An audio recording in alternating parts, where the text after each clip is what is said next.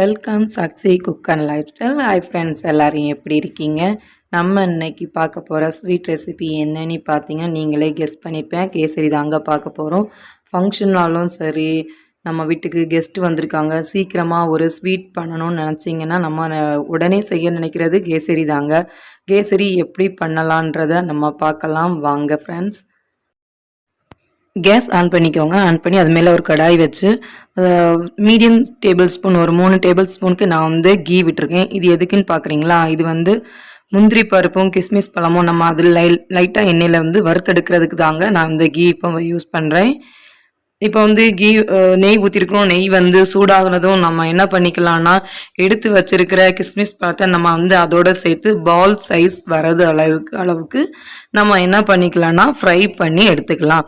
இப்போ நான் வந்து கிஸ்மிஸ் பழத்தை அதோட சேர்த்தாச்சு. என்னோட நெய்யும் நல்லா சூடாக தான் இருக்குது, உங்களுக்கு பார்த்தாலே தெரியும். இப்போ வந்து நம்ம அதை வந்து அது பார்க்கும்போது உப்பி பால் சைஸில் வரங்க, அது நமக்கு போதுமான அளவு.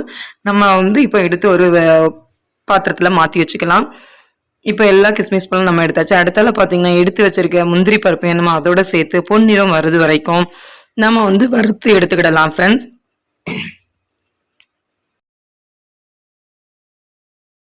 முக்கால் பதம் வறுப்பட்டுடுச்சு, நமக்கு இதுவே போதுமான அளவு ஃப்ரெண்ட்ஸ். இதை நம்ம எடுத்து வச்சுக்கலாம். அதுக்கு பிறகு பார்த்தீங்கன்னா 1 கப் ரவை நான் எடுத்துருக்கிறேன். அந்த நெய்யிலேயே நம்ம வந்து என்ன பண்ணிக்கணும், ரவையை வந்து வறுத்து எடுத்துக்கிடலாம் ஃப்ரெண்ட்ஸ்.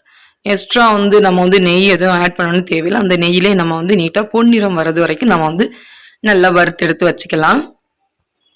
இப்போ பார்த்தீங்கன்னா என்னோட ரவை ஓரளவு வந்து பார்த்தீங்களா கலர் சேஞ்சஸ் ஆகிருக்கு, வறுபட்டுடுச்சு. இப்போ ஒரு பிளேட்டில் நம்ம மாற்றி வச்சுக்கலாம்.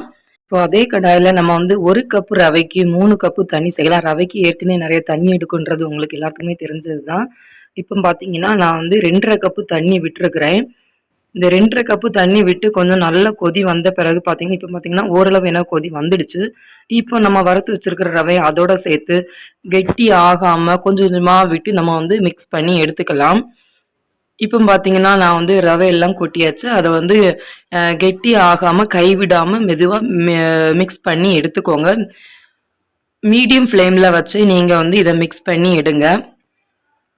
இப்போ பார்த்தீங்கன்னா என்னோடது ஓரளவு வந்து மிக்ஸ் ஆகிடுச்சு. இதுக்கு பிறகு பார்த்தீங்கன்னா 1 கப்பு பால் நான் இதோட ஆட் பண்ணிக்கிட்டேன். டேஸ்ட்டு உங்களுக்கு இன்னும் ஜாஸ்தியாக தூக்கி கொடுக்குங்க. இப்போ வந்து 1 கப்பு பால் நான் ஆட் பண்ணியாச்சு. ஆட் பண்ணி இன்னும் கெட்டி ஆகாமல் மெதுவாகவே மிக்ஸ் பண்ணி கொடுத்துக்கோங்க. ஹை ஃப்ளேமில் வைக்க வேணாம், லோ ஃப்ளேம்லேயே வச்சுக்கோங்க. இப்போ பார்த்தீங்கன்னா உங்களுக்கே தெரியும் என்னோட எந்த ஒரு கெட்டியும் இல்லை. இப்போ 1 டேபிள் ஸ்பூன் நெய் விட்டு நம்ம கொஞ்சமாக மிக்ஸ் பண்ணி எடுத்துக்கலாம். நம்ம நிறைய நெய் விட்டோம்னா என்ன ஆகும்னா ருச்சி கொஞ்சமாக தான் சாப்பிட முடியும், திகட்டும். இப்போ பார்த்தீங்கன்னா நீங்கள் 3 டேபிள் ஸ்பூன் வந்து நெய் யூஸ் பண்ணிக்கிட்டீங்கன்னா ஒரு 2 டேபிள் ஸ்பூன் சன்ஃப்ளவர் ஆயிலோ நீங்கள் வந்து சமைக்கிறதுக்கு தேவையான ஆயிலை வந்து யூஸ் பண்ணிக்கலாம். கடலைன்னு நல்லா ஆட் பண்ணிடாதீங்க. இப்போ பார்த்தீங்கன்னா நான் ஒரு 2 டேபிள் ஸ்பூன் வந்து சன்ஃப்ளவர் ஆயில் நான் அதோட சேர்த்து மிக்ஸ் பண்ணிக்கிட்டேன். இப்போ பார்த்தீங்கன்னா நமக்கு தேவையான கலர் பொடி நான் வந்து மஞ்சள் கலர் பொடி தான் நான் அதோட கொஞ்சமாக சேர்த்துருக்கிறேன். இப்போ நம்ம அதை சேர்த்து வந்து மிக்ஸ் பண்ணி விட்டுக்கலாம். மிக்ஸ் பண்ண கலர் வரும் ஃப்ரெண்ட்ஸ். கொஞ்சமாக தான் சேர்த்துருக்கேன், கலர் வரலன்னு பார்க்காதீங்க. இப்போ பார்த்தீங்கன்னா நமக்கு வந்து தேவையான கலர் வந்தாச்சு.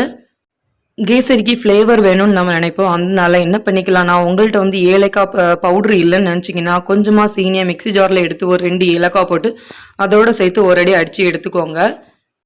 சீனி எல்லாம் போட்டு நம்ம மிக்ஸ் பண்ணி எடுத்து நம்ம கேசரி வந்து இப்போ வந்து ரெடி ஆகுற பக்குவம் வந்துடுச்சு. இப்போ நம்ம வந்து வறுத்து வச்சிருக்கிற கிஸ்மிஸ் முந்திரி பருப்பு எல்லாமே நம்ம அதோட சேர்த்து ஒரு மிக்ஸ் பண்ணி நம்ம வந்து அதோட எடுத்துக்கலாம். இப்போ பார்த்தீங்கன்னா நமக்கு கேசரி ரெடி ஆகிடுச்சு. இப்போ வந்து கேஸ் ஆஃப் பண்ணிக்கலாம். ஆஃப் பண்ணிவிட்டு 1 டேபிள் ஸ்பூன் நெய்யை மேலே டாப்பில் விட்டு ஒரு கிண்டி விட்டுக்கோங்க ஃப்ரெண்ட்ஸ். இப்போ பார்த்தீங்கன்னா சுவையான மணமான நம்ம கேசரி ரெடி ஆகிடுச்சு. உண்மையாகவே நம்ம பால் ஊற்றிருக்கோம், அதோட டேஸ்ட்டே கொஞ்சம் டிஃப்ரெண்ட்டாக வித்தியாசமாக தான் ஃப்ரெண்ட்ஸ் இருக்குது. நீங்களும் இதே போல் உங்கள் வீட்டில் செய்து பார்த்து கமெண்ட் பண்ணுங்கள். இப்போ வந்து ஒரு பவுலில் நம்ம மாற்றிக்கலாம் ஃப்ரெண்ட்ஸ். பார்த்தீங்கன்னா உங்களுக்கே தெரியும் எப்படி இருக்குதுன்னு. நீங்களும் உங்கள் வீட்டில் இதே போல் செய்து பார்த்து கமெண்ட் பண்ணுங்கள், லைக் பண்ணுங்கள், ஷேர் பண்ணுங்கள், சப்ஸ்கிரைப் பண்ணுங்கள். Healthy food, happy life. Thank you friends.